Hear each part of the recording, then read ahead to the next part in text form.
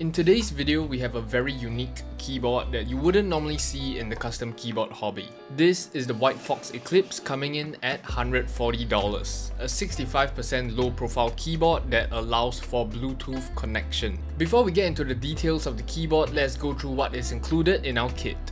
A keycap and switch puller, tool to open up the board, USB-C cable, extra keycaps, and magnetic feet that you can install very easily. Coming right out of the box, here's how the keyboard sounds.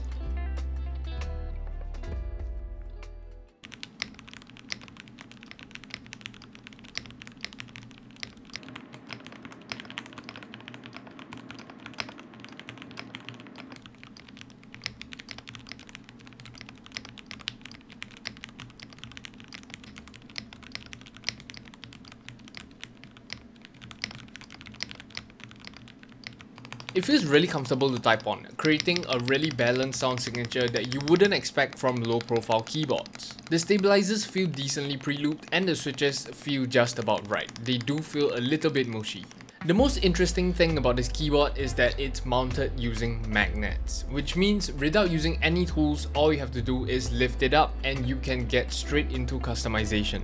The keyboard comes pre-assembled with PBT keycaps and Gadron yellows.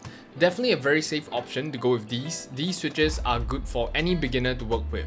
A balanced weight to create a comfortable typing experience and come pre-looped.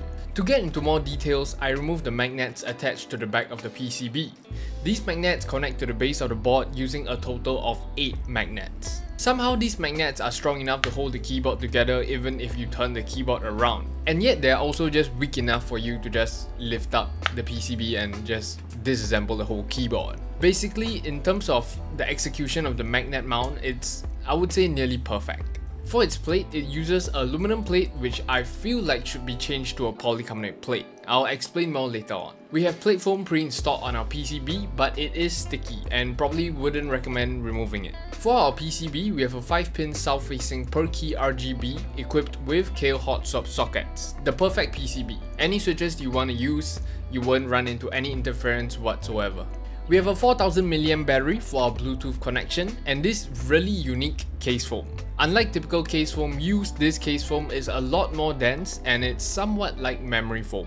It's not too thick that it mutes the board, it's basically perfect for a low profile board like this. Now comes the gasket mount on this keyboard. Not exactly sure I would call this gasket mount, but we have these rubber tubes that run along the perimeter of the case. It cannot be squeezed, which means you wouldn't really experience flex like other keyboards. Which is why if they had gone with a polycarbonate plate, it would actually be more flexible in the center of the keyboard. With these tubes and the steel plate, you can't really feel much flexibility. Anyway, now that we have everything disassembled and gone through everything, let's give it a little upgrade and fine tune it. Starting with the stabilizers, it uses screw-in stabilizers that come pre-looped, but I decided to do just a little touch-up. For switches, I'll be trying the TTC iron switches. 5-pin linear switches. Compared to the Gadron yellows, these should provide for a more distinct sound, which I normally tend to prefer. The Gadron yellows did sound a little muted, which isn't exactly my preference, and the iron switches have RGB diffusers, which is perfect for this keyboard. Assembling the keyboard back together, I installed the magnets back on and here's how it sounds.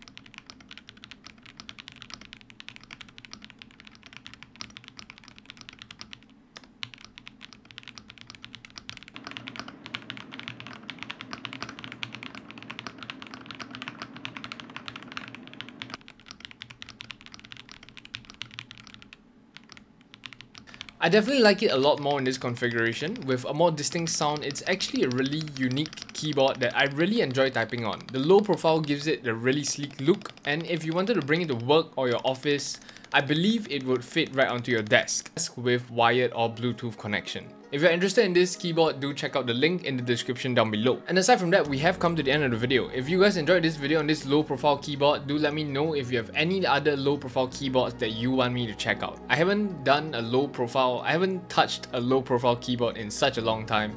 It's actually really refreshing. But aside from that, if you guys enjoyed this video, go and leave a thumbs up, subscribe if you enjoy keyboard content, and comment your thoughts on the keyboard down below. I'll see you guys in the next one. Peace.